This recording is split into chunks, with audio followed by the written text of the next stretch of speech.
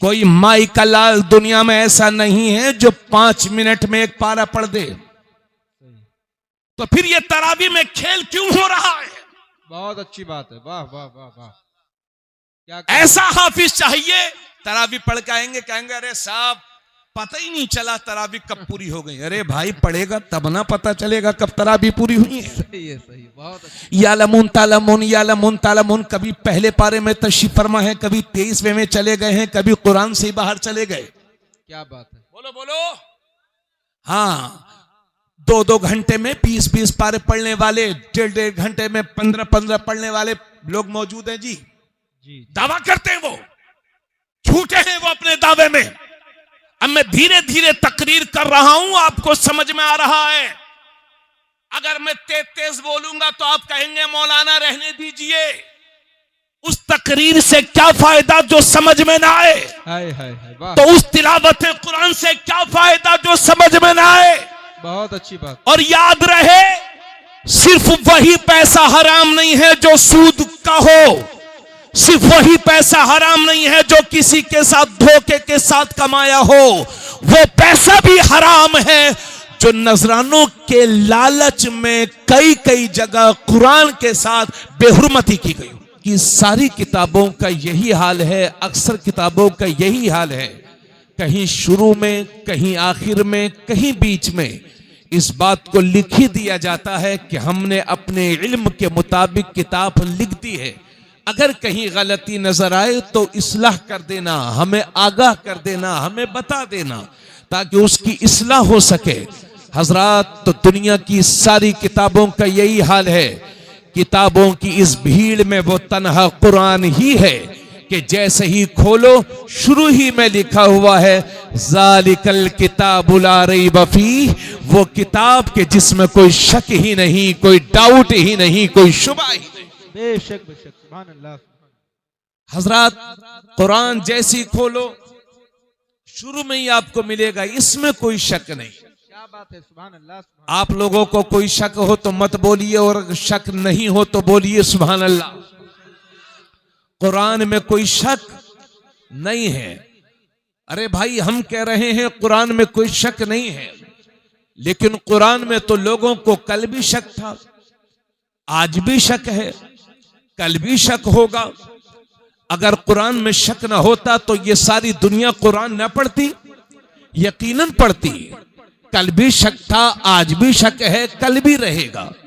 मगर ये शक उनकी अपनी जिहालत की वजह से है, क्योंकि कुरान में कोई शक नहीं। उसकी वजह यह है कि कुरान के पास ऐसी दलीलें, ऐसी कवी और मजबूत और ठोस दलीलें मौजूद हैं कि अगर अक्लमंद इंसाफ पसंद इंसान अगर उन दलीलों में गौर करेगा तो इस नतीजे पर पहुंचेगा कि किताब कुरान अल्लाह ही की किताब है और ये हक है, इसकी हक्कानियत में कोई शक नहीं। अगर इंसाफ पसंद आदमी, अक्लमंद आदमी गौर करेगा तो इस नतीजे पर पहुंचेगा यह अल्लाह की किताब है, इसमें कोई शक ही नहीं। हजरात गिरामी, अगर किसी को शक है तो बस वो ऐसे ही है जैसे कि अगर कोई नाबीना, कोई शख्स ऐसा हो जिसकी बिनाई चली गई हो, वो बिनाई से महरूम हो गया हो, अगर वो नाबीना शख्स कहे कि मुझे सूरज दिखाई नहीं देता, आप कहें कि धूप हो रही है, वो कहे मुझे तो दिखाई नहीं देता, तो कमी सूरज की नहीं है, कमी उस आंख में है जो देख नहीं पा रही है, नक्श उस आंख में है। तो जिस तरह से किसी अंधे के इनकार से सूरज के वजूद पर कोई फर्क नहीं पड़ता, इसी तरह से किसी गधे के इनकार से कुरान की अजमत पर कोई फर्क नहीं पड़ता। वाह वाह वाह, जिंदाबाद जिंदाबाद, नारे तकबीर, नारे रिसालत, अजमते मुस्तफा कॉन्फ्रेंस, मसलके आला हजरत। क्या कहने हजरत, माशाअल्लाह। एक शोर बर्पा करके रखा है कि कुरान जिहाद की तरफ ले जाता है, कुरान में ऐसा है, कुरान में वैसा है। हजरत गिरामी, अभी चंद साल पहले लखनऊ के एक आदमी को उसका दिमाग जो है चल गया था, वो सुप्रीम कोर्ट पहुंचा और कहा कुरान से 26 आयतें निकाल दी जाए। कितनी? 26 आयतें। मालूम होगा आपको, वो लखनऊ का वो पगला गया था सुप्रीम कोर्ट कि कुरान से 26 आयतें निकाल दी जाए, रिट दाखिल की। सुप्रीम कोर्ट ने 50,000 का दंड उसको दिया, जुर्माना भरना पड़ेगा 50,000 का। ऐसी बकवास सुनने के लिए हमारे पास कोई वक्त नहीं है।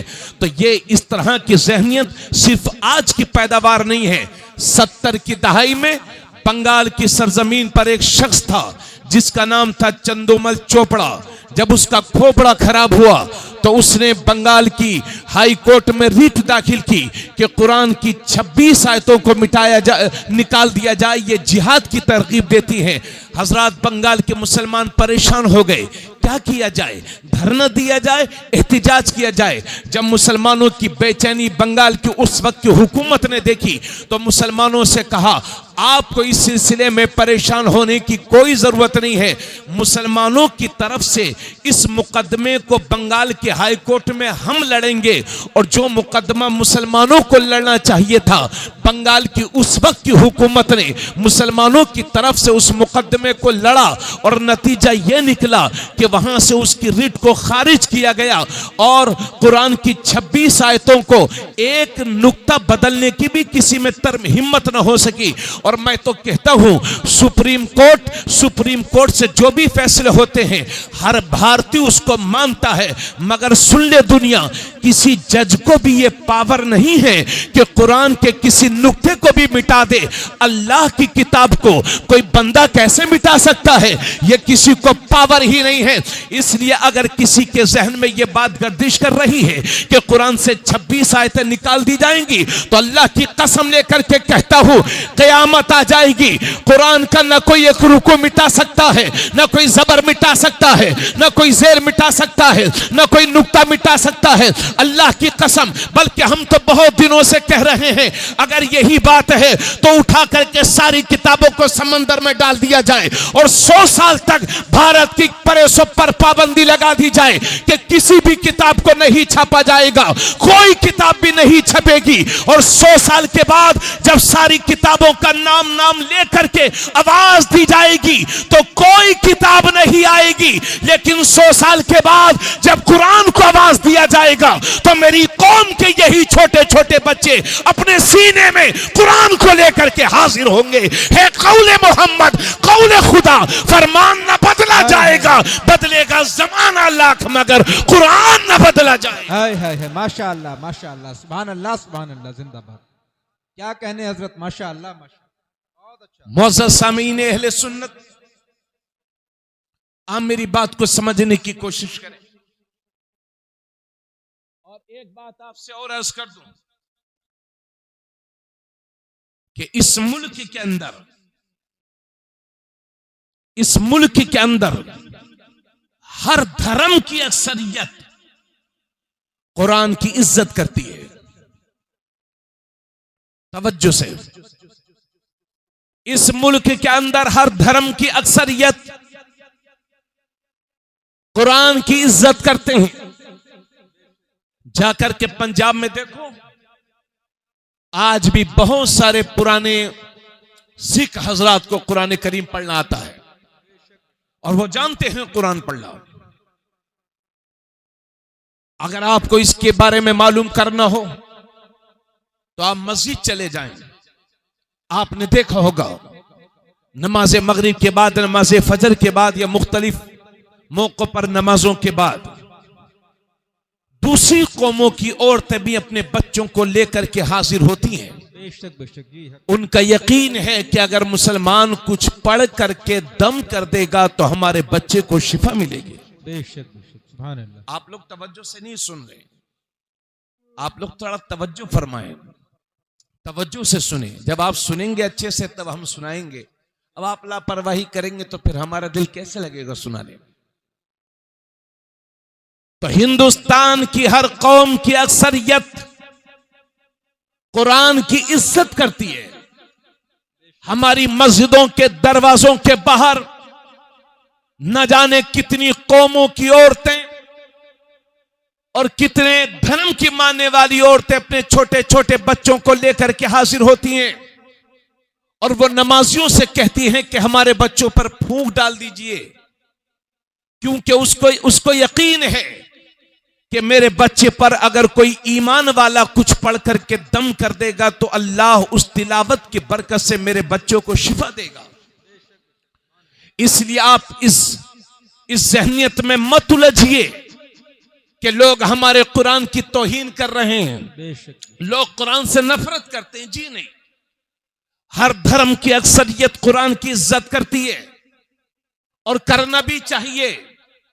तो मैं ये कह रहा था कि कुरान को न कल, कुरान में न शक की गुंजाइश कल थी, न आज है, न कभी होगी। और दुनिया में किसी इंसान को यह पावर है ही नहीं कि कुरान का कोई जबर भी मिटा सके, कोई जहर भी मिटा सके। अरे आज की बात करते हैं, आज से सदियों साल पहले बगदाद की धरती पर एक शख्स था, हलाकू खान जिसका नाम था। हलाकू खान ने बगदाद शरीफ की सरजमीन पर ऐलान कर दिया था अपने दौरे हुकूमत में कि जिसके घर में कुरान का नुस्खा है वो खुशी से ला करके हमारे पास जमा कर दे। अगर वो खुशी से ला करके नहीं देता तो हमारे कारिंदे उसके घर में जाएंगे और जिल्लत के साथ उससे कुरान के नुस्खे वसूले जाएंगे। नतीजा यह हुआ कि लाखों कुरान करीम को इकट्ठा करके उसमें आग लगाई गई।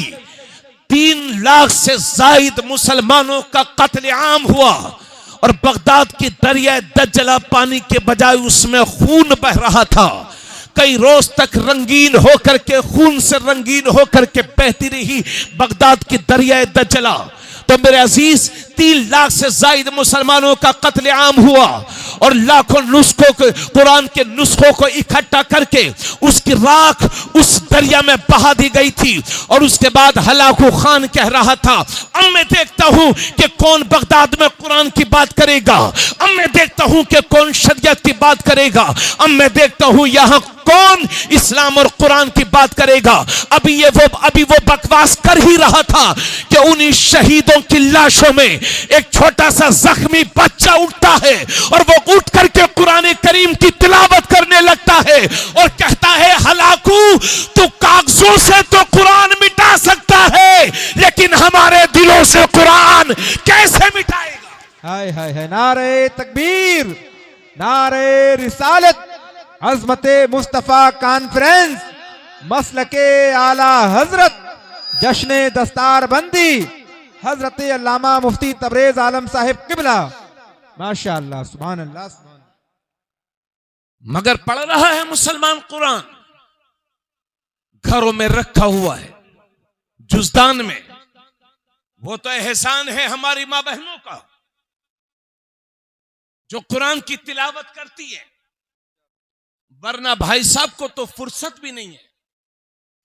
और हमारे जज्बात का आलम यह है कि कुरान पर कभी यहां हमला होता है, कभी वहां। और अभी चंद साल पहले तो लहर आ गई थी कि कहीं कुरान को रूस में जलाया जा रहा है, कहीं फ्रांस में जलाया जा रहा है, कहीं हॉलैंड में जलाया जा रहा है।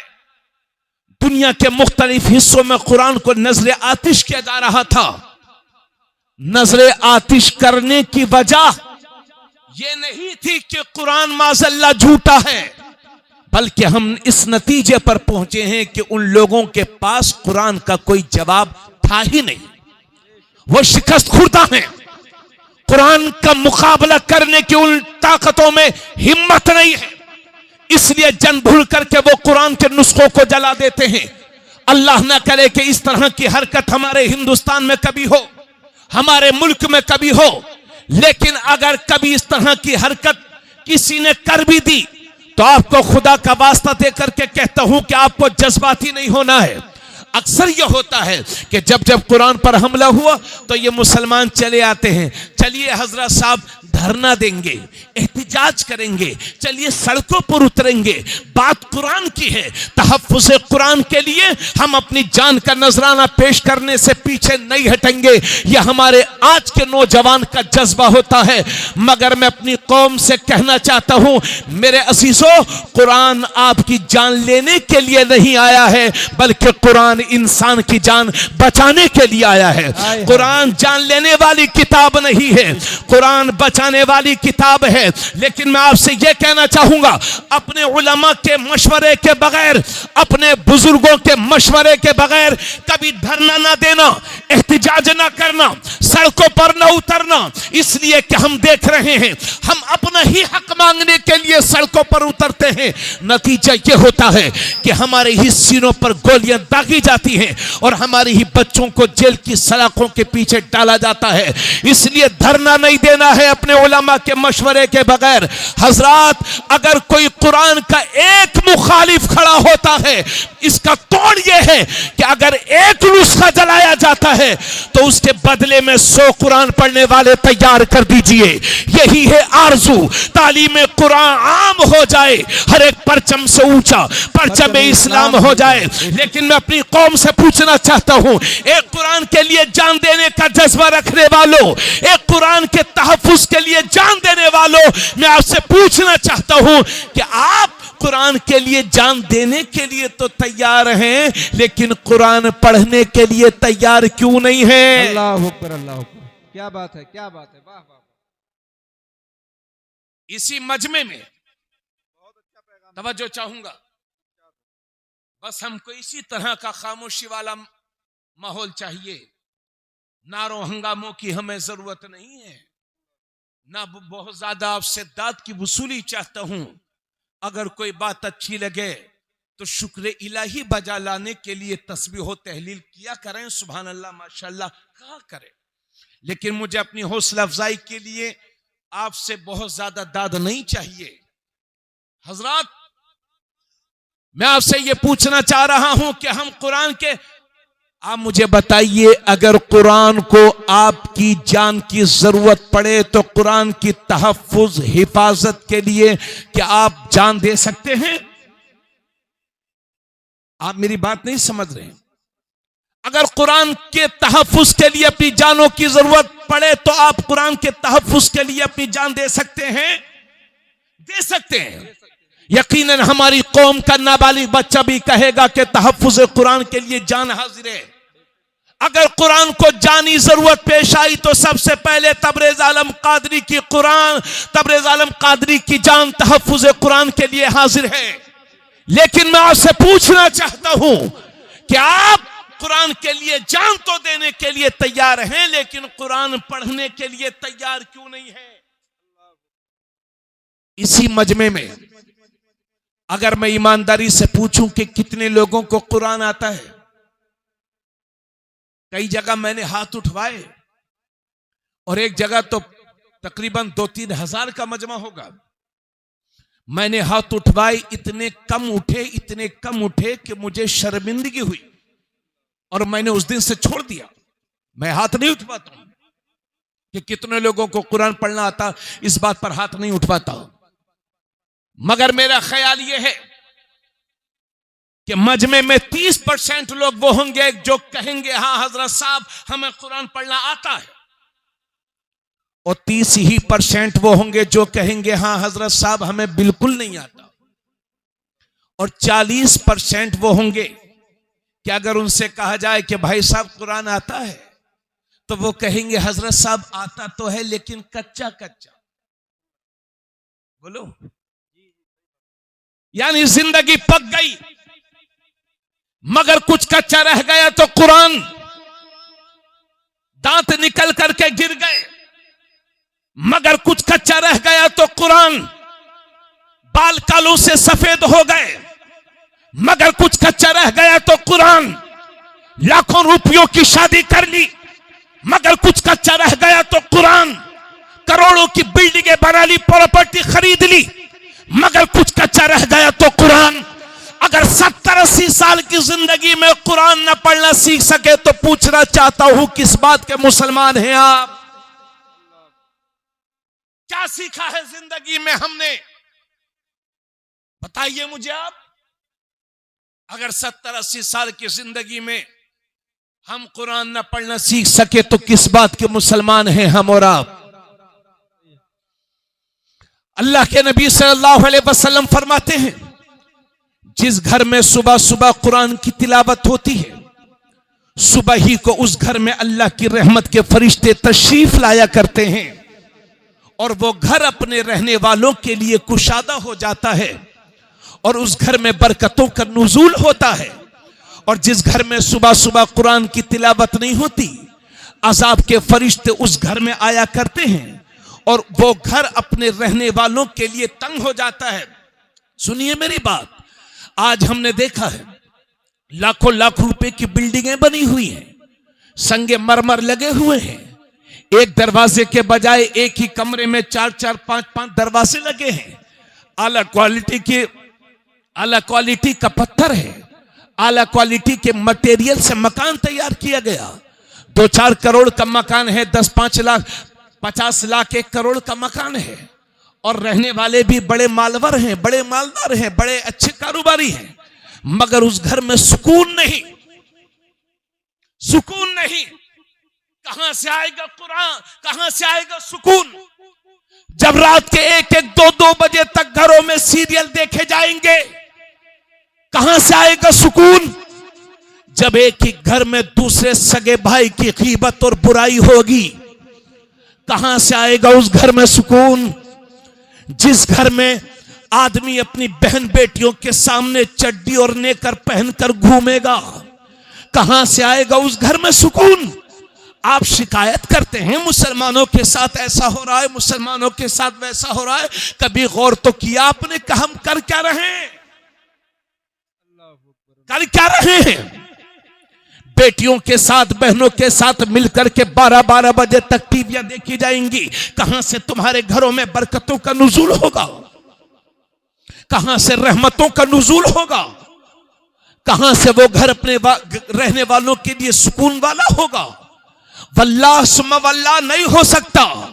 हजरत गिरामी, तो मैं ये अर्ज कर रहा हूं, अगर 70 साल की जिंदगी में आप कुरान न पढ़ना सीख सके तो किस बात के मुसलमान हैं आप? और हजरात, मुझे इस बात का यकीन है, बड़ा यकीन है कि मजमे में अक्सरियत वो होगी कि जिन्हें कुरान पढ़ना नहीं आता है, मगर इस बात का भी 100% यकीन है कि इस मजमे में कोई बच्चा भी ऐसा नहीं होगा जिसे सूरे इखलास याद ना हो, कुल हुवल्लाह शरीफ याद ना हो। छोटा सा बच्चा भी होगा तो कुल हुवल्लाह याद होगी, मेरी छोटी सी बेटी भी होगी तो कुल हुवल्लाह ये शरीफ याद होगा, वो सूरे मुबारक याद होगी। क्या है कुरान की सूरे? कुल हुवल्लाहु अहद अल्लाहु समद लम यलिद वलम यूलद वलम यकुल लहू कुफुवन अहद। तर्जुमा सुन लीजिए, कुल ए हबीब आप कह दो, हुवल्लाहु अहद अल्लाह एक है, अल्लाहु समद अल्लाह बेनियाज है, लम यलिद वलम यूलद न वो किसी से पैदा न उससे कोई पैदा, वलम यकुल लहू कुफुवन अहद और अल्लाह के बराबर कोई नहीं, अल्लाह के मिसल कोई नहीं, अल्लाह के मुकाबिल कोई नहीं। कुरान की ये छोटी सी सूरे है, मगर इसकी तिलावत का सवाब तो देखो। एक बार मेरे नबी तशरीफ फरमा है और साथ में हजरत अबू हुरैरा भी हैं। अब ये तिरमिज़ी शरीफ की हदीस है, हजरत अबू हुरैरा हैं और मेरे नबी की जात तशरीफ फरमा है। अब एक सहाबी खड़े होते हैं और नबी के सामने पढ़ते हैं, कुल हुवल्लाहु अहद अल्लाहु समद लम यलिद वलम यूलद वलम यकुल लहू कुफुवन अहद। जब मेरे नबी ने सुना तो फरमाया, वजबत वजबत वजबत, वाजिब हो गई, वाजिब हो गई, वाजिब हो गई। तो हजरत अबू हुरैरा वहीं खड़े थे, अर्ज करते हैं, या रसूल अल्लाह मा वजबत, या रसूल अल्लाह क्या वाजिब हो गई? नबी ने फरमाया, जिसने कुल हुवल्लाह पढ़ा उसके लिए जन्नत वाजिब हो गई। सुभान अल्लाह, सुभान अल्लाह, माशाअल्लाह, क्या कहने हैं, जिंदाबाद, सुभान अल्लाह, सुभान अल्लाह, बहुत अच्छा। ये है कुल हुवल्लाह शरीफ की तिलावत का सवाब कि अगर सिद्क दिल से हुसूले सवाब की नियत से पढ़ लिया जाए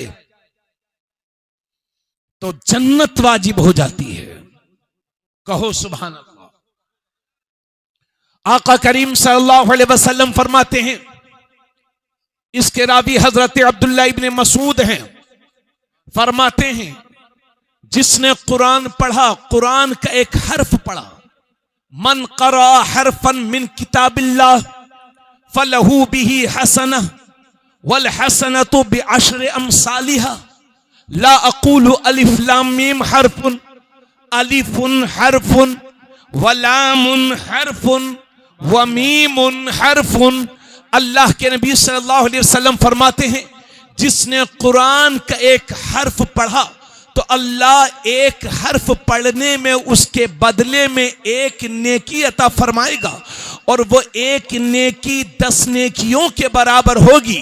उसके बाद मेरे नबी फरमाते हैं, मैं ये नहीं कहता कि अलिफ लाम मीम एक हर्फ है, बल्कि अलिफ एक हर्फ है, लाम एक हर्फ है, मीम एक हर्फ है। तो कोई सिर्फ अलिफ लाम मीम पढ़े तो अल्लाह उसके 30 गुनाहों को माफ फरमाता है और उसे 30 नेकियां अता फरमाता है। सुभान अल्लाह, सुभान अल्लाह, माशाअल्लाह।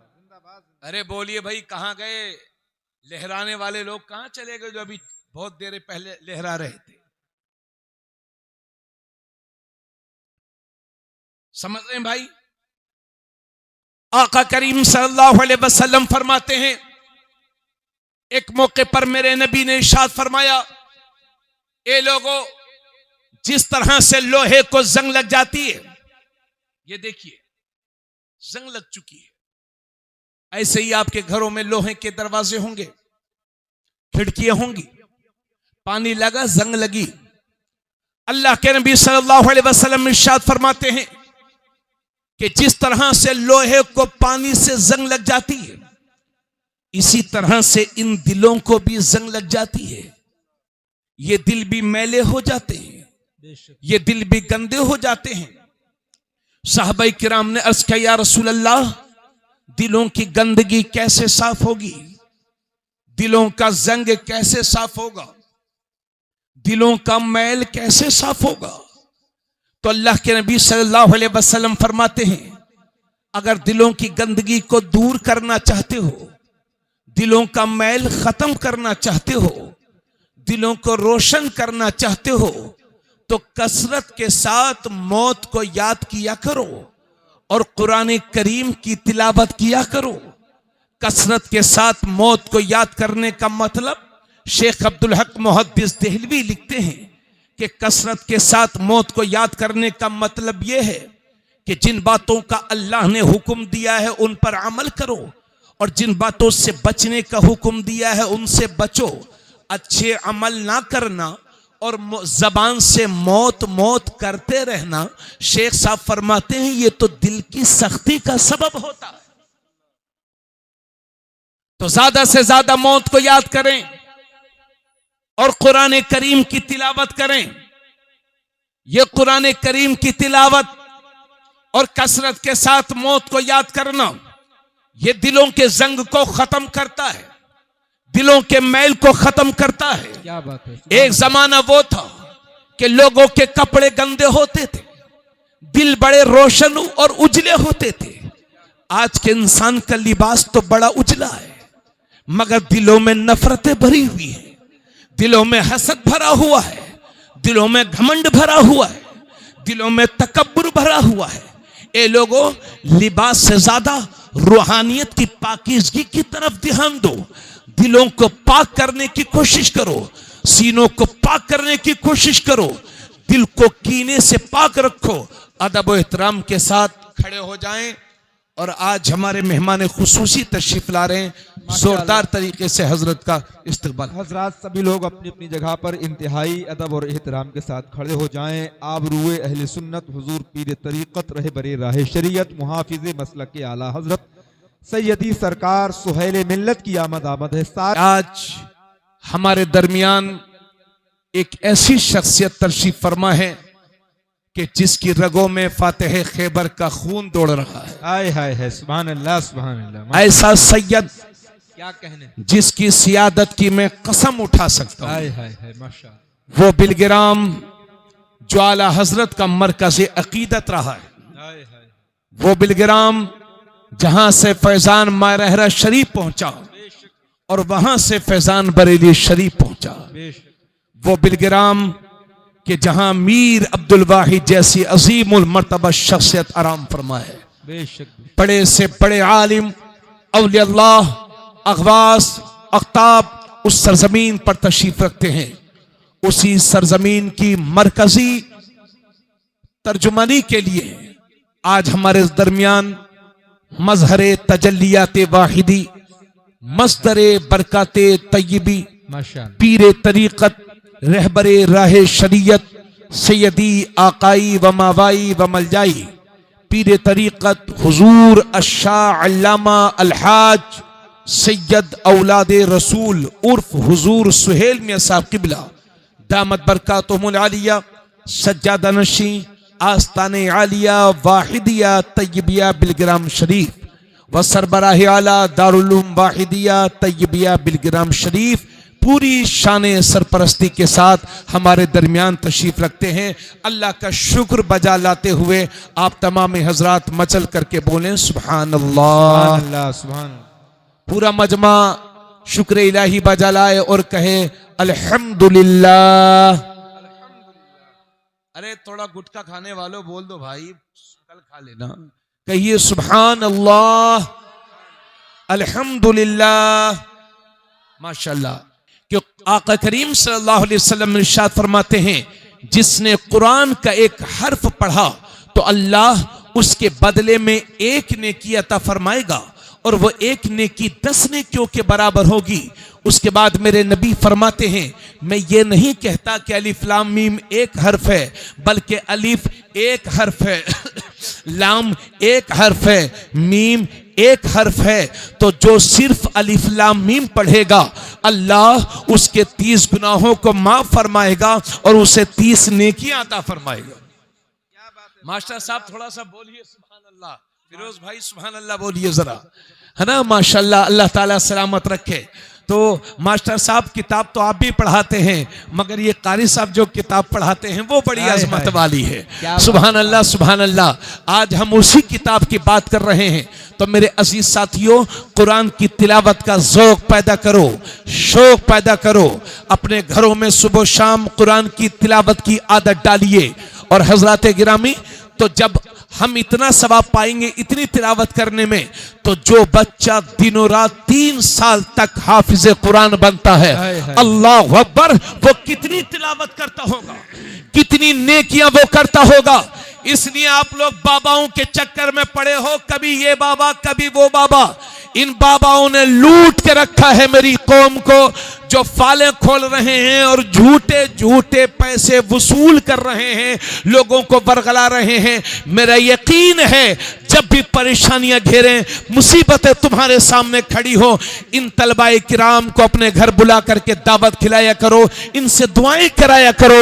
इंशाअल्लाह इनके कदमों की वजह से मुसीबतें दूर होंगी, परेशानियां दूर होंगी। बेशक बेशक। हमसे तो माशाल्लाह, हमसे तो कोई कहता है कि हजरत ये परेशानी आ गई है, तो हम तो यही कहते हैं कि तालिब इल्मों की दावत कर दीजिए, इंशाअल्लाह उनके कदमों की बरकतों से तुम्हारी मुसीबतें दूर होंगी। और माशाल्लाह जहां पढ़ने वालों का भी कोई जवाब नहीं, तो पढ़ाने वालों का भी कोई जवाब नहीं। मेरे नबी ने हजरत अबू हुरैरा से फरमाया था, अबू हुरैरा कुरान पढ़ता रह और पढ़ाता रह, क्योंकि इसी हालत में तेरा इंतकाल भी हो जाएगा, तो तेरे मरने के बाद फरिश्ते तेरी कब्र का तवाफ करेंगे, तेरी कब्र के चक्कर लगाएंगे। यह है कुरान करीम सिखाने वाले की अजमत।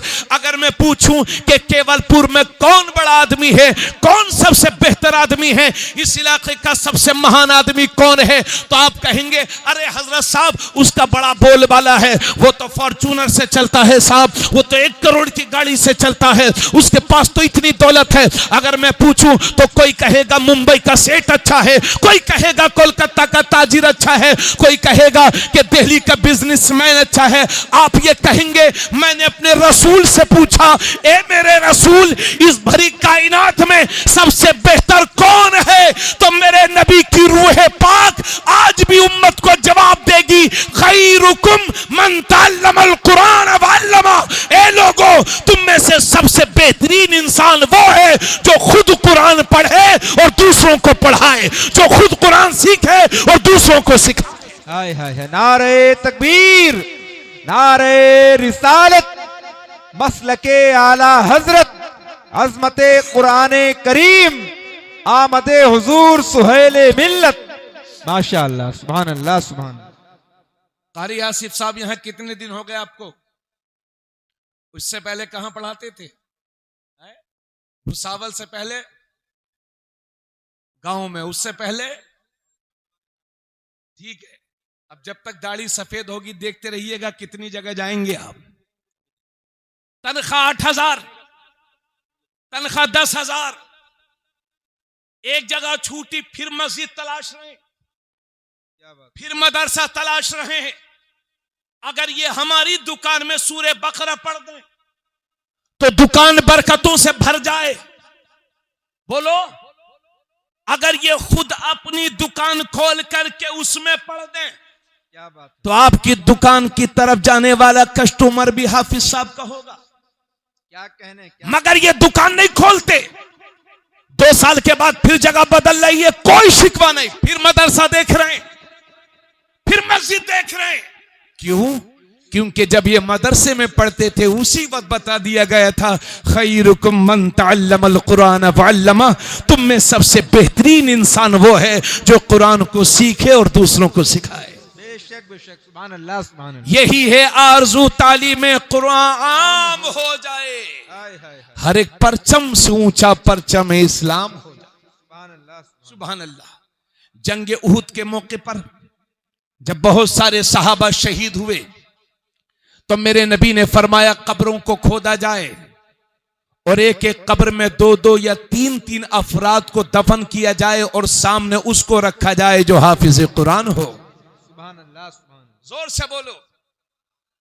काबिल मुबारकबाद हैं वो बाप कि जिन्होंने मुसीबतें बर्दाश्त करके अपने बच्चों को हाफिज कुरान बनाया। मियां कहां पढ़ा रहे लोग अपने बच्चों को? क्योंकि वो जानते हैं कि पैंट सिलने के बाद तनख्वाह 20,000 है, होटल में रहने के बाद तनख्वाह 20,000 है, फिर भी अपने बच्चे, और वो ये भी जानते हैं कि मस्जिद में 10-12,000 है और मदरसे में उससे भी कम, कहीं कहीं थोड़ा ज्यादा, और वो भी चंदा कर लाना हाफिज साहब तो तनख्वाह मिलेगी। बोलो, ऐसी है? आपका खर्च 50,000 में भी पूरा नहीं होता और इन हुफ़ाज़ कुरान का खर्च 10,000 में इनके घर चल रहे हैं।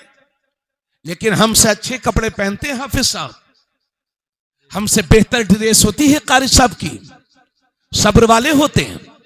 ये कुरान की बरकतें हैं। तवज्जो चाहूंगा तो कुरान से रिश्ता मजबूत कीजिए, कुरान को पढ़ने की आदत डालिए, कुरान से रिश्ता मजबूत कीजिए। और जो हुफ़ाज़ कुरान यहां पर तशरीफ फरमा है, एक बात लगे हाथ और कह दूं और मेरी मां बहनें भी सुनेंगी, यह बुखारी शरीफ की हदीस है। हजरत अबू दरदा इस हदीस के रावी हैं। आका करीम सल्लल्लाहु अलैहि वसल्लम ने एक मौके पर एक दिन मेरे नबी अपने सहाबा से फरमाया था, मेरे सहाबा, क्या तुम रात को तिहाई कुरान नहीं पढ़ सकते? सुनिएगा सवाल, यह कोई किस्सा कहानी की किताब नहीं है, बुखारी शरीफ में है। क्या बात है। मेरे नबी ने सहाबा से फरमाया,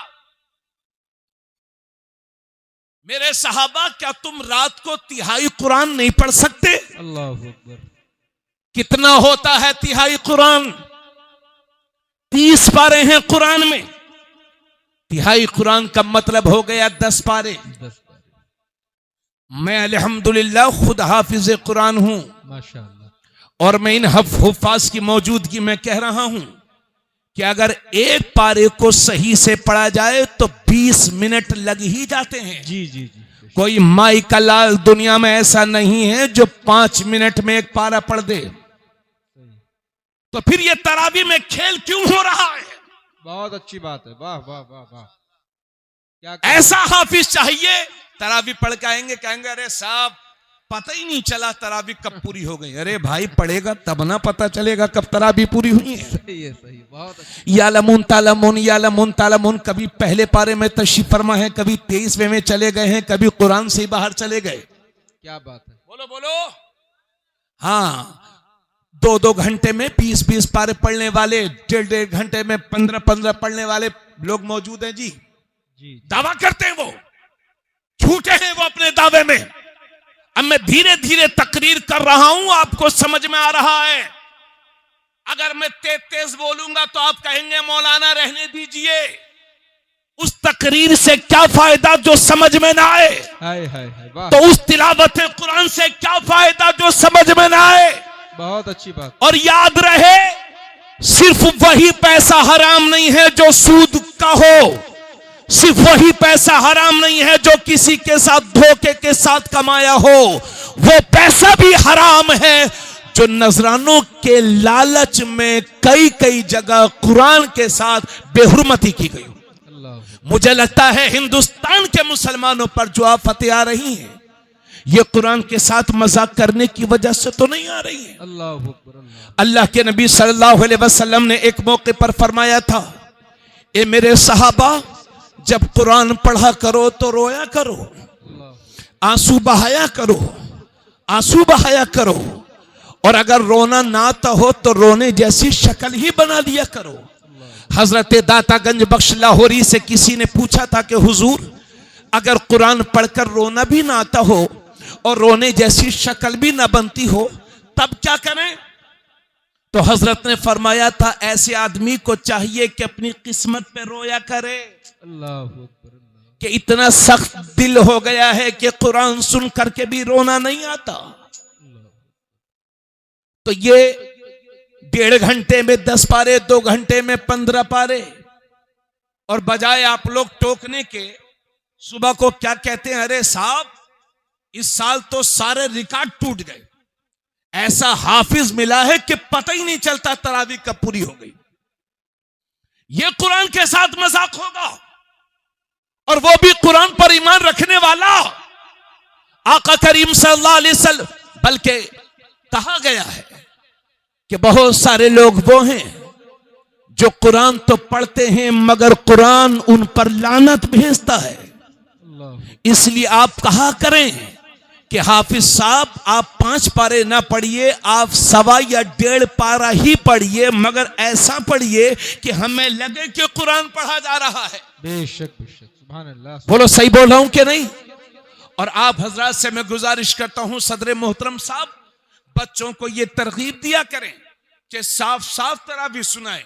अरे भाई, सरकार गौस आजम रज़ी अल्लाह ताला अन्हु है ना, एक ईशा के वजू से फजर पढ़ते थे, और आखिरी 15 साल तो मेरे गौस पाक के ऐसे गुजरे थे कि दीवार का सहारा लेकर के खड़े हो जाते थे और रुकू में तब जाते थे जब पूरा कुरान करीम तिलावत करके खत्म कर लिया करते थे। तो लोग एक रात में भी पूरा कुरान पढ़ते हैं, मगर वो पढ़ते हैं ना, पढ़ते हैं।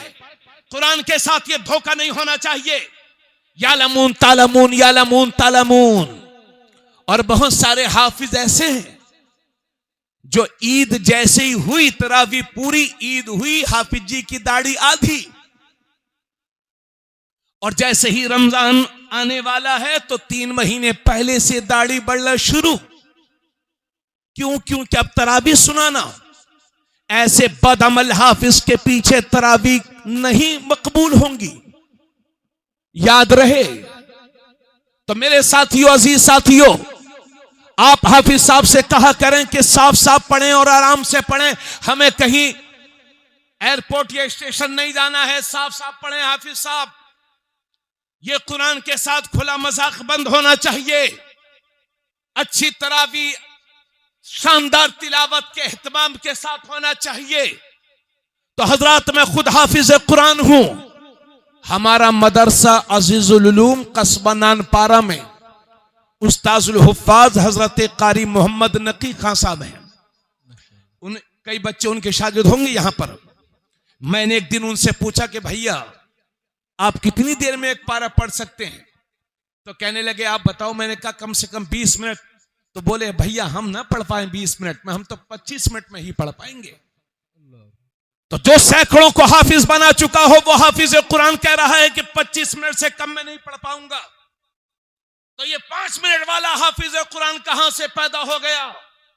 इन हरामखोरों के साथ सख्ती की जाए जो कुरान के साथ बेहुरमती कर रहे हैं।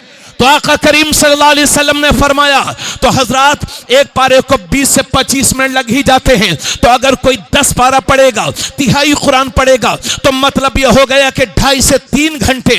अब सोते वक्त नींद का खुमार होता है, कोई इतनी जल्दी कैसे तिहाई कुरान पढ़ सकता है? तो मेरे नबी ने फरमाया, मेरे सहाबा, क्या तुम लोग जब रात को सोया करो तो तिहाई कुरान पढ़ लिया करो। तो सहाबा अर्ज करते हैं, या रसूल अल्लाह, तिहाई कुरान कैसे पढ़ सकते हैं? तो मेरे नबी ने फरमाया, जो सिर्फ एक बार कुल हुवल्लाह शरीफ पढ़ लेगा, अल्लाह उसे तिहाई कुरान का सवाब अता फरमाएगा। हाय हाय हाय, सुभान अल्लाह सुभान अल्लाह, जिंदाबाद जिंदाबाद। इसी हदीस की रोशनी में हमारे उलमा फरमाते हैं कि जिसने 3 बार कुल हुवल्लाह शरीफ पढ़ा, अल्लाह से एक खत्म कुरान की तिलावत का सवाब अता फरमाए। बेशक बेशक, सुभान अल्लाह। अरे भाई बोलो सुभान अल्लाह, सुभान अल्लाह सुभान अल्लाह। आप लोग जाग रहे हैं ना सब? 3 बार कुल हुवल्लाह शरीफ में कितना सवाब? एक खत्म कुरान की तिलावत का सवाब। मगर आदत क्या है? जैसे ही अब्बा का या अम्मा का या घर में किसी का इंतकाल हुआ, अपना तो कुछ पढ़ना है नहीं, सीधे सीधे मदरसे पहुंच गए, हाफिज जी कुरान दे दीजिए, कॉपी लेके सीधे सीधे मदरसा। अब हाफिज साहब बेचारे क्या करें, चूंकि 500 रुपए चंदा देता है तो पारे तो हक बनता है। अभी चंद साल पहले की बात है, एक खातून मुंबई से आई मुझसे, जब मैं बरीशई में पढ़ाता था, मुझसे कहने लगी, बेटा वो मेरी बेटी के ससुर का इंतकाल हो गया है और उनका 40वां आने वाला है, आप मुझे कुछ कुरान शरीफ पढ़वा कर देना। हमने कहा ठीक है। बड़ी मेहनत से 12 या 13 कुरान करीम इकट्ठा किए मैंने। जब उनका फोन आया तो कहने लगी, हाँ बेटा क्या दे रहे हो? मैंने कहा खाला जी 12 या 13 कुरान मैंने उनको बताए थे। तो कहने लगे हाय अल्लाह, कहने लगी हाय अल्लाह, इतने कुरान में क्या होगा? लखनऊ के फला मौलाना ने तो 200 कुरान दिए, आपके इसी बहराइच में 400 कुरान भी दिए जाते मियां जी। अरे अकल का भी इस्तेमाल करो, एक कुरान पढ़ने में कितनी मेहनत लगती है। बेशक। ये 200 कुरान कहां से आ गए? नियत में खुलूस होना चाहिए। 3 बार कुल हुवल्लाह शरीफ भी अगर पढ़ लिया जाए, एक कुरान भी अगर मोहब्बत के साथ पढ़ लिया जाए और मेरा रब कबूल फरमा ले, तो नस्लों की मगफिरत के लिए वही काफी है। इसलिए मदरसों वालों को परेशान ना किया जाए कि हमें इतना कुरान दो, इतना कुरान दो, इतना कुरान दो। अगर वो 2 पारे भी दें तो मोहब्बत के साथ ले जाओ, उसी को बख्शवा दो। रब ने कबूल फरमा लिया तो नस्लों की मगफिरत के लिए काफी है। जरा जोर से बोलो सुभान अल्लाह, सुभान अल्लाह। ये 100 रुपए का नोट बता रहा है कि हजरत किस कंडीशन में है, और हजरत की कंडीशन को मैं हल करने की कोशिश कर रहा हूं। लोग मुझे भी बहुत परेशान करते हैं, आपसे भी गुजारिश करता हूं कि आप खुद कुरान की तिलावत करें।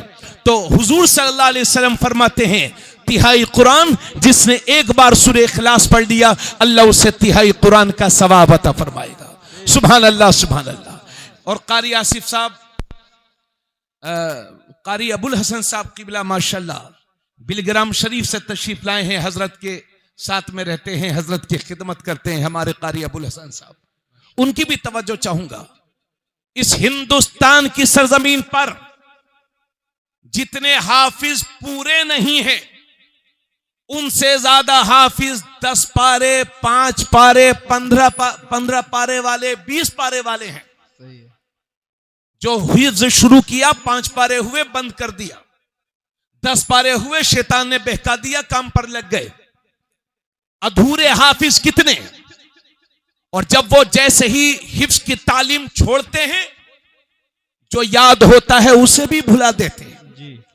और वो समझते हैं अब हम इसका, बोलो ऐसे ही है ना, अब हमें कोई इमामत तो करनी नहीं है, तरावी तो सुनानी नहीं है और हमें कहीं पढ़ाना भी नहीं है, हम तो पूना मुंबई दिल्ली कोलकाता में काम करेंगे तो हमें क्या जरूरत। नतीजा यह हुआ कि 10 पारे भूल गए, 15 पारे भूल गए, 20 पारे भूल गए। आओ हदीस शरीफ समात करो, और गालिबन ये मुस्लिम या बुखारी शरीफ की हदीस है जिसके रावी हजरत सईद बिन उबादा हैं।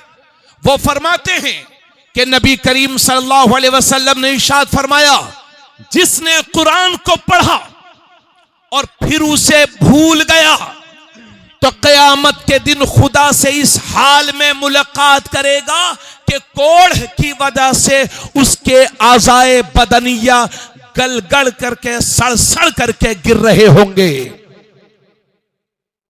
कोड़ी बना करके उठाया जाएगा वो जो 5 पारे 10 पारे 15 पारों का हाफिज था, 20 पारों का हाफिज था, फिर भूल गया।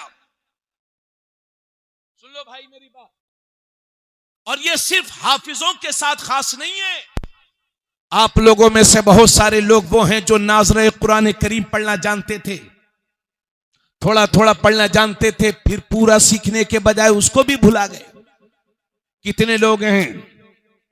तो वो लोग भी अल्लाह से इस हाल में मुलाकात करेंगे कि जुजाम की वजह से उनके बदन के आज़ा गल गल करके सड़ करके गिर रहे होंगे। हिफ्ज़ कुरान अल्लाह की बहुत बड़ी नेमत है। आओ बेटा, पीछे बैठ जाओ, असातिज़ा के आगे कभी नहीं बैठते, बैठो बैठो, आप लोग जगह दे दो भाई, बच्चों जगह दे दो, माशाल्लाह बैठ जाओ बेटा बैठ जाओ। अल्लाह ताला सलामत रखे, बहुत खुश नसीब हो सैयद साहब किबला के हाथों से। हाँ इंशाल्लाह संगे बुनियाद भी मदरसे का हजरत के हाथों से होगा इंशाल्लाह इंशाल्लाह ताला।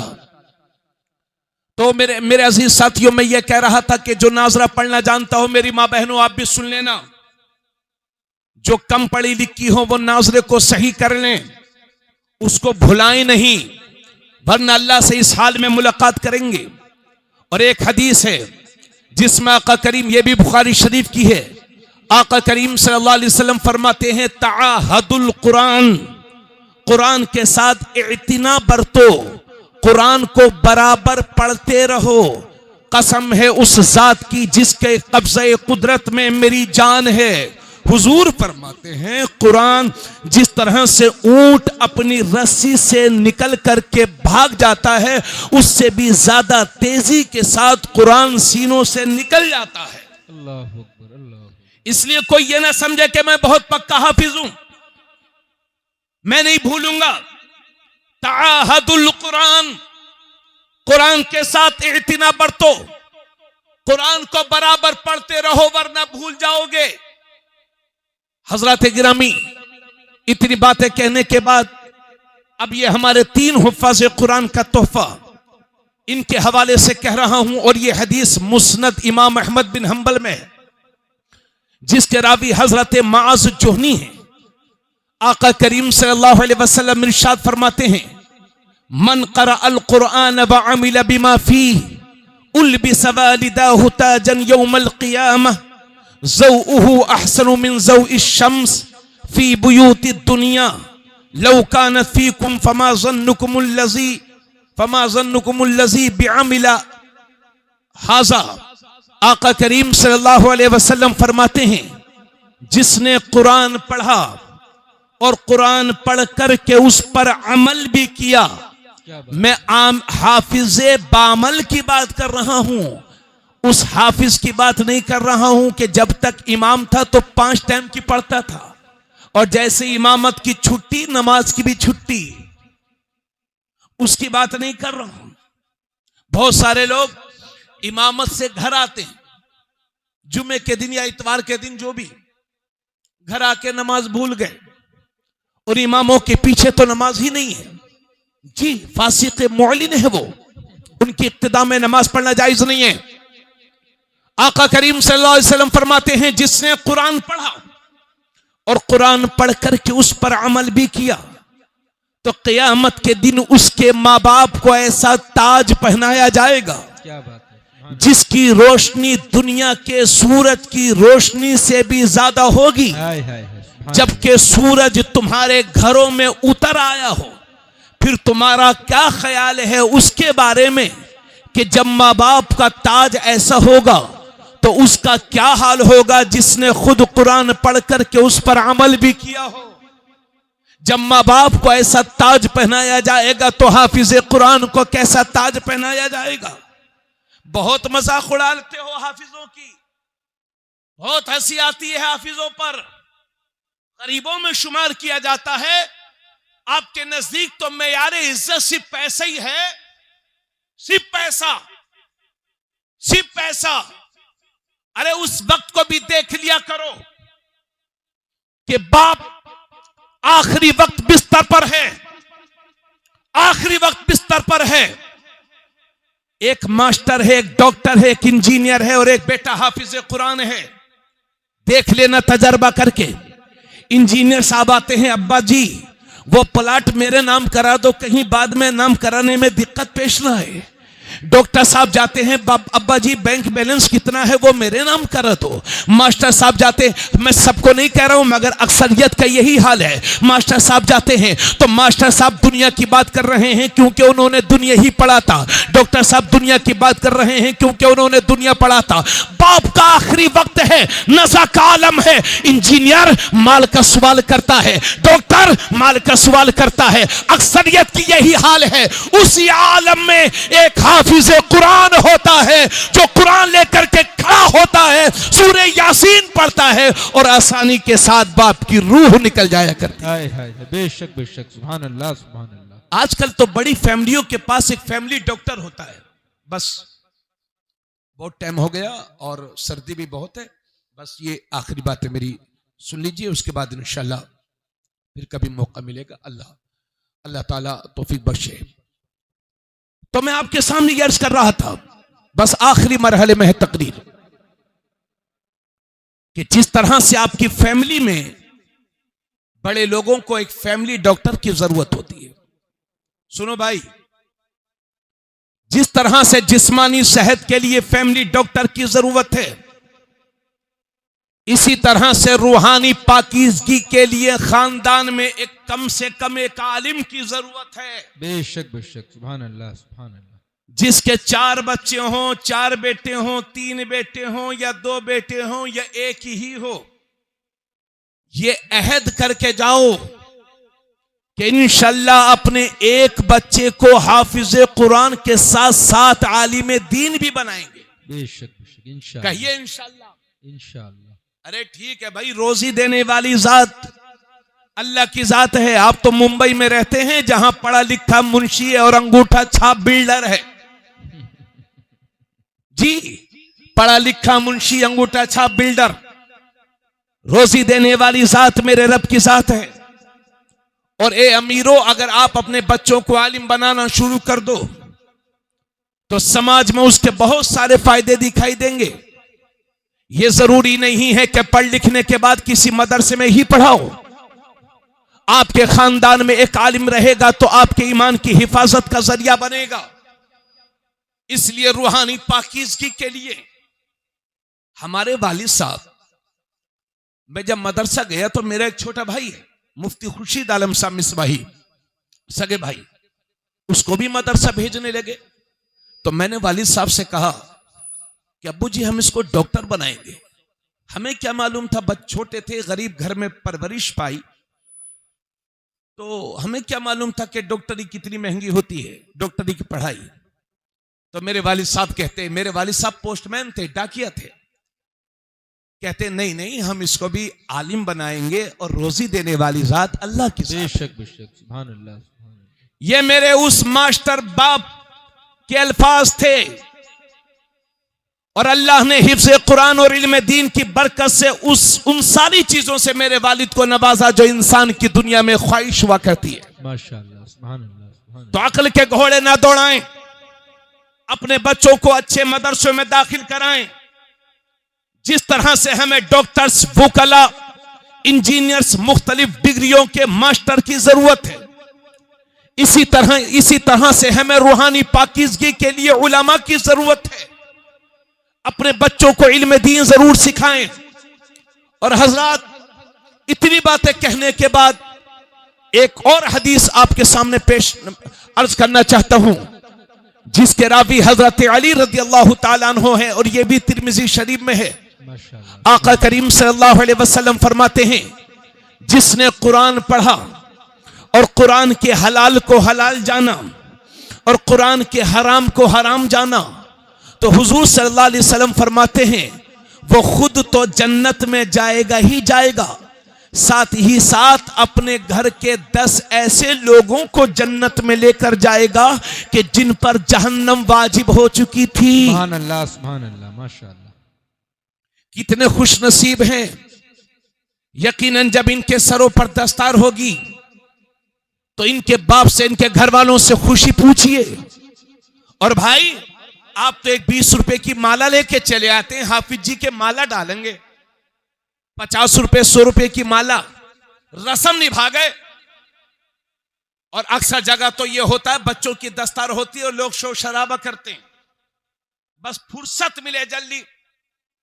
आपके नजदीक कोई कदर हो या ना हो, क्या कहना, लेकिन उससे पूछो कि जिसने 3 साल 4 साल मेहनत से मदरसे में पढ़ा है, क्या बात, उससे पूछो कि हिफ्ज कुरान किसे कहते हैं, हाय हाय, कितनी मेहनत से वो हाफिज बना है, उससे पूछो, आपको क्या मालूम। अरे भाई मदरसों में कभी कभी ऐसा खाना मिलता है कि चावल आपने तो जिंदगी में वैसा कभी खाया ही ना हो। सुना है केवलपुर वाले बड़ा अच्छा खिलाते, अच्छा खिलाते रहोगे मदरसे वालों को तो लिख लो इंशाल्लाह अच्छा खाते भी रहोगे। हाय हाय हाय, सुभान और जिस दिन कमी आएगी उस दिन फिर मुमकिन है कि वो लुक़्मे आपको भी खाना पड़ जाए। इसलिए हार भी डाला करो, बच्चों को नजराना भी दिया करो, और सिर्फ दस्तारबंदी के मौके पर ही नहीं, जब बच्चा अपने घर से मदरसे के लिए जा रहा है तब भी मुसाफे में बच्चों को दिया करो। तलबा की खिदमत अल्लाह की कसम बहुत सवाब है, बहुत सवाब है। खिदमत करो तलबा की, उलमा की भी खिदमत करो। मैं एक बात मेरे जहन में थी, हमारे यहां कारी साहब हजरत एक बड़ी चीज ये है कि कोई किसी ने हिफ्ज किया तो वो भी हाफिज जी, और कोई 9 साल तक बुखारी शरीफ पढ़ करके आया तो वो भी हाफिज जी।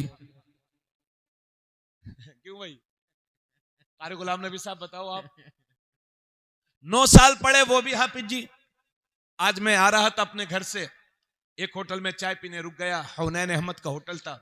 कहने लगे आप इमामत करते हैं? मैंने कहा यार इमामत का मौका नहीं मिलता, इमामत तो बहुत अच्छी चीज है। मैं कहा हाँ जाता हूं, इधर उधर तकरीर किया करता हूं। तो बस एक ही दिमाग में बसा हुआ है हाफिज जी। एक दिन मैं नानपारा में एक मकान मैंने छोटा सा खरीदा था, तो मैं अपने मकान को देखने चला गया। पीछे गैर मुस्लिम औरतें रहती थी, तो वो एक माँ और एक बेटी। तो बेटी कहने लगी, हाँ माँ कहने लगी, मुझसे कहने लगी हाफिज जी सुनियो।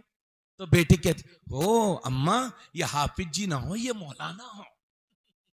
मुझे बड़ा अफसोस हुआ कि गैर मुस्लिम तो समझ गए कि हाफिज और मौलाना किसे कहते हैं, मगर ये मेरी कौम नहीं समझ पाई कि हाफिज क्या होता है, मौलाना क्या होता है। बस इनके यहाँ तो सब हाफिज जी हैं। अरे ये मौका लगे तो हजरत को भी हाफिज जी कह देंगे। हालांकि हाफिज होना कोई, ये तो बहुत सवाब का काम है, मगर आपके यहां तो बस हाफिज जी है। इन हिफ्ज इससे भी बाहर निकलिए। 9 साल लगते हैं आलिम दीन बनने में, 9 साल दर्स निजामिया का कोर्स 9 साल का होता है। हमने किया है, हजरत सैयद घराने के हैं, मगर दारुल उलूम वारसिया लखनऊ में पढ़ते थे हजरत अपनी तालिब इल्मी नौमरी में, और बड़ी मेहनत से पढ़ते थे। कई कई दिनों तक घर ना आना ज़ौक़, ये हमारे बुजुर्गों से हमें मिला है। गौसे पाक पढ़ने के लिए गए, ख्वाजा गरीब नवाज पढ़ने के लिए गए।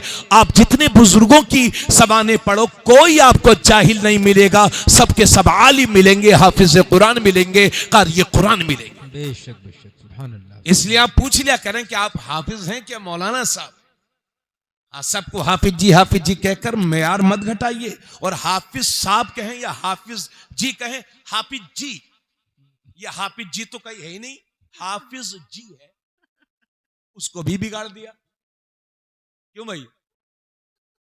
हाफिज जी, मुझे कोई अब मैं आपके साथ, अभी मैं रमजान शरीफ में जाऊंगा, मैं गुवाहाटी में तरावी सुनाता हूं, वहां सब लोग मुझे हाफिज साहब कहते हैं, तो मुझे खुशी होती है कि कम से कम एक महीने तो लोग हाफिज साहब मुझे कहते हैं। यकीन है, मैं अल्हम्दुलिल्लाह मैंने मेहनत से पढ़ा है, हिफ्ज़ कुरान मेहनत से किया है, 5-5 घंटे 4-4 घंटे रमजान शरीफ में पढ़ते, तब सवा पारा तरावी में सुना पाते, तो हमें खुशी होती है। अच्छा, ये चलिए, कोई हाफिज, मौलाना को हाफिज क्या, जो जिसने टोपी लगा ली वो भी हाफिज जी। किसी मस्जिद में मौजिन बन जाओ, निकलिए बाहर, समझ लीजिए, पढ़ने वालों से पूछ लिया कीजिए कितनी मेहनत लगती है। बहुत बहुत शुक्रिया मोहब्बतों का। और ये याद रहे कि मदरसा गौसिया फैजान गाजी हमेशा तुम्हें हीरे नहीं देगा। अगर 10 साल में एक भी कामयाब बच्चा आपके गांव ने निकाल दिया तो कुफ्र के ऐवान में जलजला पैदा करने के लिए वो अकेला ही काफी है। बेशक बेशक, सुभान अल्लाह, सुभान। हिम्मत मत हारिए, ये मदरसे हमारी रीढ़ की हड्डी की तरह है। अगर ये कमजोर हो गए तो हिंदुस्तान का मुसलमान ईमानी एतबार से कमजोर हो जाएगा। इसलिए इन मदरसों को कम ना होने देना। और दीन पर जब भी हमला हुआ है तो हमने यूनिवर्सिटीज वालों को समझौता करते देखा है, डॉक्टर्स को समझौता करते देखा है, लेकिन दीन पर जब भी हमला हुआ तो यही 5,000 10,000 तनख्वाहों पर काम करने वाले दीन को बचाने के लिए अपनी जान का नजराना पेश करने से भी पीछे नहीं रहते। बेशक बेशक। इसलिए हमारे एहतराम और इज्जत के भी मुस्तहिक हमारी कौम के यही हुफ्फाज और उलमा हैं जो दीन की जड़ों को मजबूत कर रहे हैं। ताउन कीजिए, इसमें हेल्प कीजिए। बहुत वक्त ले लिया और ये कह रहा हूं आपसे, शादी में 20 लाख, पढ़ाई में 1 लाख, मिटा दिए जाओगे दुनिया से, मिटा दिए जाओगे दुनिया से। इसलिए उठो, बेदार हो जाओ, शादियों को सस्ता करो। सच्चर कमेटी की रिपोर्ट यह बताती है कि 3 से 4% मुसलमानों में पढ़े लिखे लोग हैं और 96% लोग बेपढ़े लिखे हैं। जिस कौम में 3-4% लोग पढ़े लिखे हों और 96% लोग बेपढ़े लिखे हों, उस कौम का यह हश्र नहीं होगा तो और क्या होगा। हालांकि हम उस नबी के मानने वाले हैं कि जब उन पर पहली वही नाजिल हुई तो अल्लाह ने फरमाया, इक़रा बिस्मि रब्बिकल्लज़ी खलक़ खलक़ल इंसान मिन अलक़ इक़रा व रब्बुकल अकरम अल्लज़ी अल्लम बिल कलम। नबी पर जब पहली वही नाजिल हुई तो उसमें पढ़ने का जिक्र है, कलम का जिक्र है। जब मेरे नबी ने मक्का शरीफ में ऐलान नबुव्वत किया था तो सिर्फ 17 लोगों को लिखना था और वही मेरा पैगंबर 23 साल तबलीग करने के बाद जब ज़ाहिरी दुनिया से रुखसत होता है तो 1.25 लाख मुसलमानों के हाथ कलम से सजे हुए थे, जिन्हें लिखना भी आता था, जिन्हें पढ़ना भी आता था। इसलिए उठो, बेदार हो जाओ, शादियों को सस्ता करो और जरूरत के मुताबिक घर बनाओ और अपनी हैसियत से बढ़ करके अपने बच्चों को पढ़ाओ और लिखाओ। इसलिए कि आने वाला वक्त जिहालत का वक्त नहीं है, आने वाला वक्त इल्म का वक्त है। सत्ता की चाबियां उसी कौम के हाथ में होंगी जिस कौम के पास इल्म और किताब और कलम की ताकत होगी।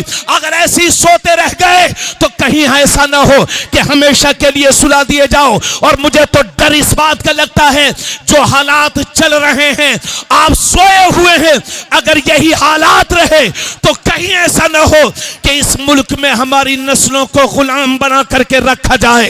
इसलिए उठो, बेदार हो जाओ और अपनी हैसियत से बढ़ करके अपने बच्चों को पढ़ाओ लिखाओ, ताउन करो, हिम्मत करो, जोश दिलाओ, लग जाओ, मोबाइल की लतों से बाहर निकलो, कुरान को थाम लो, कलम को थाम लो, कामयाब हो जाओगे। और यह भी याद रखना कि दुनिया की सारी यूनिवर्सिटीज, दुनिया के सारे कॉलेजेस, दुनिया के सारे स्कूल्स ये डिग्री होल्डर बनाते हैं और कुरान बेहतरीन इंसान बनाता है।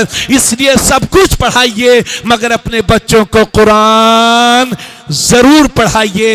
यही है आरजू, तालीम कुरान आम हो जाए, हर एक परचम से ऊंचा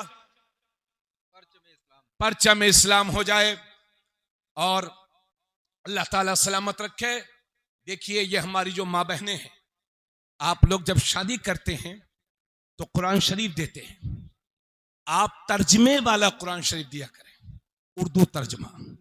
आला हजरत ने कुरान शरीफ का तर्जमा किया जिसे कंजुल ईमान कहते हैं, उर्दू में है, तर्जमा है वो, उसमें मुख्तसर सी तफसीर भी है। आप वो कुरान शरीफ अपनी बच्चियों को तोहफों में दें, जहेज में भी दें और जन्मदिन के मौके पर भी दें। अगर कभी बरेली शरीफ जाएं तो पेड़ा और लड्डू बहुत ले आए, बहराइच से भी आपने लड्डू पेड़ा बहुत उठा लिए, कम से कम जाया करो तो 2-4 नुस्खे कुरान शरीफ घर में रख लेकर के आ जाया करो। और जब भी गांव में किसी की शादी हो 8 दिन पहले ही पहुंच जाया करो कि हमारी बहन के लिए हमारी तरफ से ये तोहफा कबूल फरमाए। तर्जमे वाला, और वो भी आला हजरत मौलाना अहमद रजा का किया हुआ तर्जमा। आजकल उर्दू में बहुत सारे तर्जमे इन वहाबियों ने कर रखे हैं। जिस मौलवी की खुद उर्दू ठीक ना हो वो मौलवी कुरान का तर्जमा करेगा, और जो तर्जमा नहीं कर सकता वो तर्जुमानी क्या करेगा। कुर्बान हो जाओ इमाम अहमद रजा पर, उन्होंने हमारी मुश्किलों को आसान किया। तो कुरान करीम पढ़ें और वो भी उर्दू तर्जमे वाला। इस साल रमजान शरीफ में आप भले से कुरान कम पढ़ें मगर तफसीर भी पढ़ें, ताकि आपको पता तो चले कि कुरान में लिखा क्या है। कुरान पढ़ें और उसी के मुताबिक अमल करें। मैंने बहुत सारा आपका वक्त लिया, अल्लाह ताला जज़ाए खैर अता फरमाए। मैं हुजूर सुहेल मिल्लत की कदम बोसी करता हूँ। ये आपकी ज़रूरत थी, मेरी ज़रूरत थी, जो मैं आपके सामने इतने ज़्यादा वक्त लेकर के मैं कह गया। अल्लाह ताला पढ़ाने वालों को सलामत रखे, पढ़ने वालों को सलामत रखे। बच्चा जैसे ही होश संभाले मदरसा खोल दीजिए, शानदार मदरसा बनाइए, पूरे इलाके के लिए नज़ीर बन जाए। हाँ, देखे जाइए अपनी नस्लों को कुछ। अल्लाह ताला सलामत रखे।